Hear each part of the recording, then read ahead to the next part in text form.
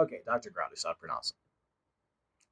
Dr. Gradus ad pronouncem, second page. That is a hard page to play.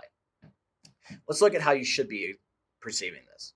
When you're reading, one thing that I think would help your sight reading a little bit, and I'll tell you, I think that this is a problem.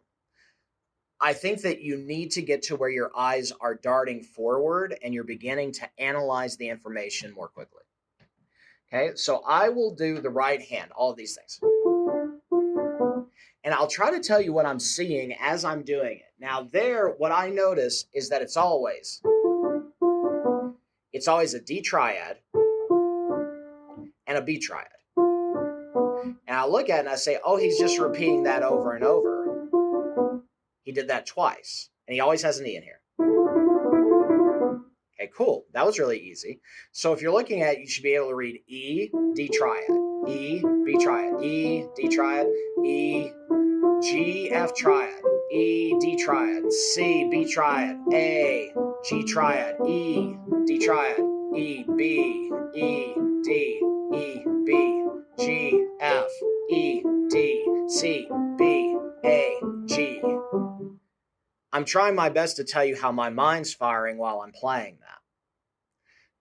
I'm giving my hands a cue of where to go. I'm giving them very strict, explicit instructions. You're saying E, D, E, B. Now, this is hard to play fast because your hands are getting in the way. And that's hard. That's a part of the difficulty of the work itself. But that thought process has to be there. E, D. So basically, E, D, E, B, E, D, E, B, G, F, E, D. Oh my God. G, F, E, D, C, B, A, G. And you're constantly thinking. Now let's look at these. Okay, that's cool what he did there. He did a key change. That's the sixth bar of that page. It's an E major triad. F sharp, major triad. And all he does, he goes between F and G. So I would think F, E, G, F sharp, F, E, G, F sharp, F, E, 4 times. Now let's look at the next triads. D minor, F minor, and he just goes between those. E, D, G, F minor, E, D minor, G, F minor, E, D minor, 4 times. Now let's look at this one. That's a much bigger triad. That's not really a triad anymore. That's an inversion. Okay, that's an inversion. Basically, it's an inversion of E7. E major triad, E, G sharp, B, then D on top. All he's elected to do is he's just thrown the D on the bottom, and he just distributes it as such.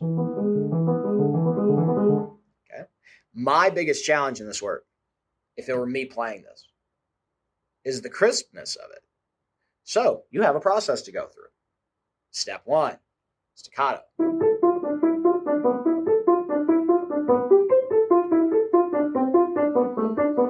Man, I gotta train that 5 to go like that, doesn't it? That is hard.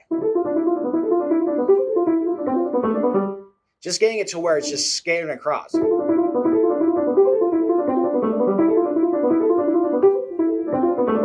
Getting it to where it can throw and close is the hardest thing.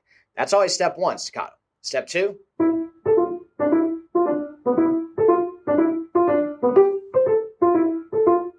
You know what to do, dotted rhythms. Okay, then you go on to, I think that just 2 kinds of burst rhythms will do the trick. Just 2. First one.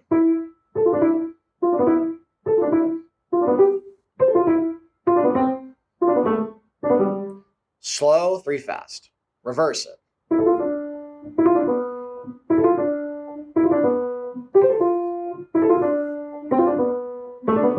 And look at how I'm maintaining the articulation in a very big way. This is very important that I'm doing that. I'm trying to make sure that I'm maintaining this. This is going to be much harder to maintain here. My God, see, because my fingers are in the way?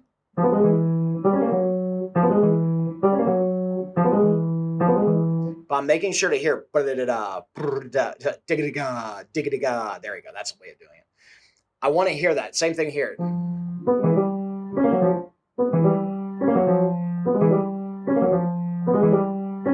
There There you go. Now I got what I want.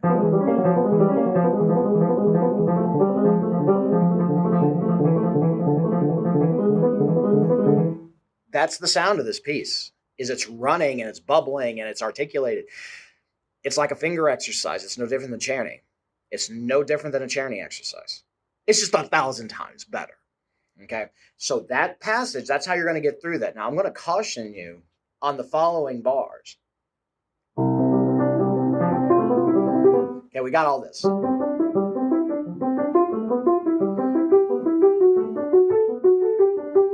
There's a lot going on here. Okay, there's a lot of change, there's a lot of movement, and there's a lot of hand crossing. And I wanted to just show you how that goes.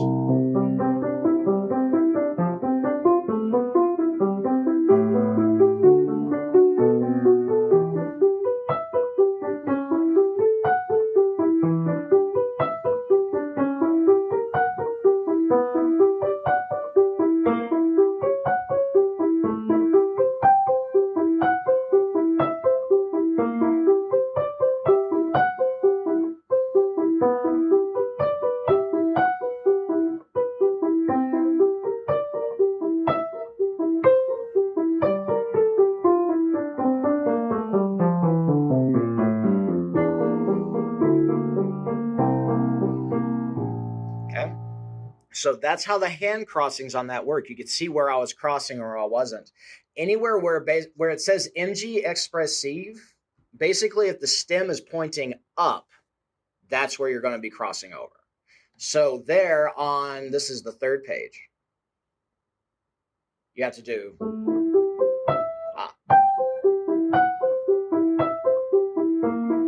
left, left.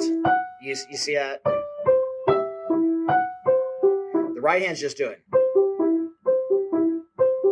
like that.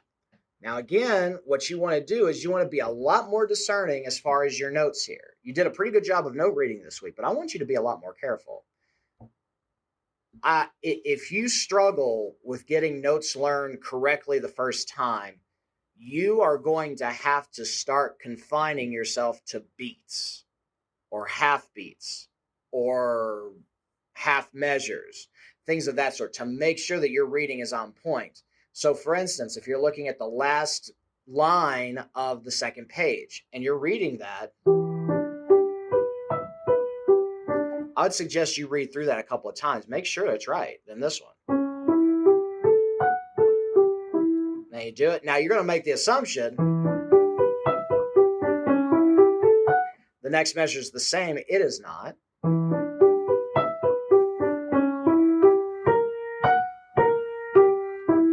Very subtle changes like that, it's your responsibility to find. So every one of these bars is a 4-beat collection of things for you to go over and check. And it's hard. It almost feels like a bureaucratic process. It feels like you're going over, application forms for mortgages. It can be very, very boring. But you have to make sure that every single I is dotted and every T is crossed. I know that that's really a frustrating thing, especially, when we're kids. It's hard. But this is something you're totally capable of doing. It's so within the realm of your understanding and ability. I have no real concerns. Now, talking about the beginning, this I'd like you to work on.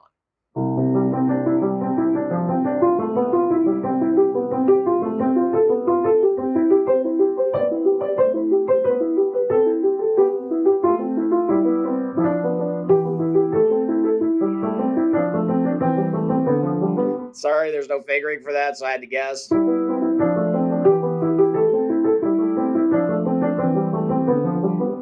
What I'm very good about is making sure that while I'm playing this, my hands are constantly fanning closed. Constantly fanning closed.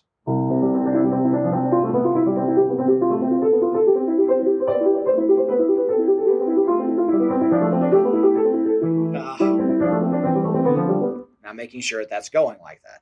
Now this isn't the best because I haven't done a lot of staccato. I haven't done that. I haven't done my rhythms and all that kind of stuff. Right now I'm having to go on just kind of hardcore technique is what I've got. You know what I mean?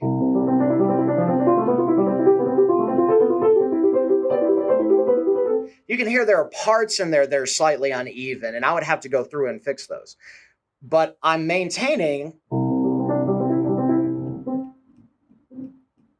this. And you can see that my arm is active.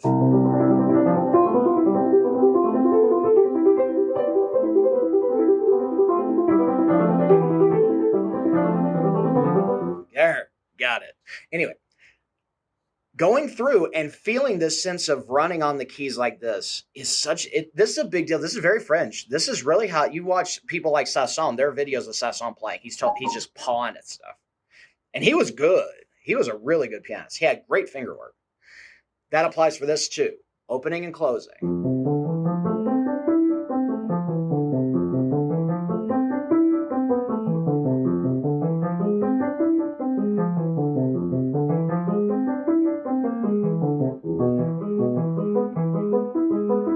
Even that, it's not. You can see I'm still pulling. And then I go into the. And I still keep this. This whole thing's running. This is one of the reasons I gave it to you. Another reason I gave it to you, it's a great piece of music. But this is to train your hand to start learning how to fan in. And you're starting to get it on your Chopin. The Chopin is really improving a lot. I would do the same for this. All right. And so that's your biggest goal for this. You got to make sure that you're doing the rhythms, but you have to be more concerned with, is my hand starting to learn to close and to swipe?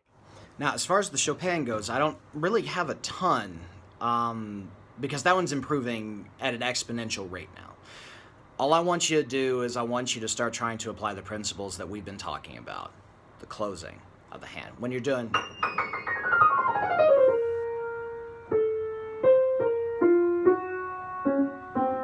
There you go, and then perfect pitch would be great, but I don't have it. You want to make sure that when you do this, that there's a feeling, close, close, close, close, close, close. You don't want to just be tap. You could do tap.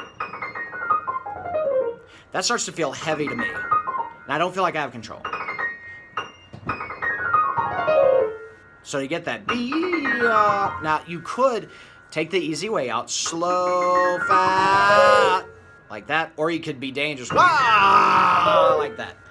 It's a lot safer to start slow, and you can do it like that. And I would probably advise it. I want to memorize that. So it's little improv there, I'm sorry. All right. And so, but the left hand's going great. The right hand's going great. You just need to keep things feeling like they're starting to fire from here. Okay, because I'm still seeing a lot of tapping, and that means that your fingers are still very soft. Okay, you're going to get it. This is something that's already improving, so don't get too frustrated with it. But with the Chopin, I think it's just a matter of slowing it down, doing a little bit of staccato work, and just really letting this thing ride. You just need time. Again, you can't be mad that boiling water requires heat and time. That's what it is. And so this one's going well. So this one I'm not going to go into a huge amount of detail because you didn't have any wrong notes in there. It's starting to sound good. Heck, you could take a risk and play that on Masterclass if you wanted to. I mean, it's okay. It's no one's going to judge you or say, hey, man, that was terrible. It's up to you. If you want to play through the Chopin and the Debussy, man, you can totally do that if you want to. That's okay. Sometimes it's okay to take a risk and to put out something that's not 100% ready yet. Okay, because everybody understands that's how it is in the masterclass. Masterclass is really more of kind of, you're tasting the pasta to make sure it's al dente. Sometimes it's not done, sometimes it is, but it's good to go ahead and taste it anyway.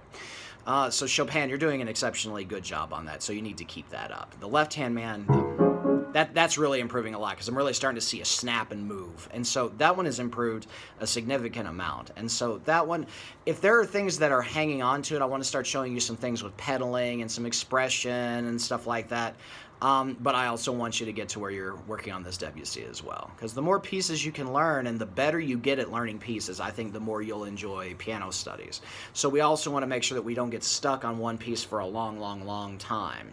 Especially if you're not doing competitions and stuff, you're actually caring about getting better, then I think that that's the best route is just to keep seeing new stuff, new stuff, new stuff. Okay, and so I'll have a couple of recommendations as far as that goes too, as far as pieces that we can look at, collections that we can look at, so that you're doing a lot more sight reading. Okay, but you're doing a good job on that. So hopefully this video has helped you, and I will see you next week. Best of luck at Odyssey of the Mind. Have fun, and we'll see you either on Saturday or we'll see you next week. All right, bye-bye.